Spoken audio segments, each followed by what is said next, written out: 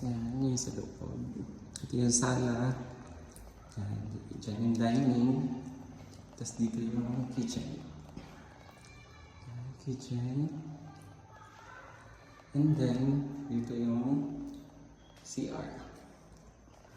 May kasama na rin din siyang tawag ito, heater. Then, let's go sa second floor.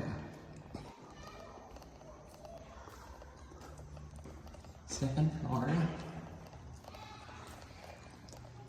Ito yung pangalawang room. Yan. Yan, pangalawang room. Secured lang siya kasi meron siyang keys. So, protected po yan. Then, dito naman yung masters. Yan. So, nakabang mo rin yung 4 AC. Yan. And then,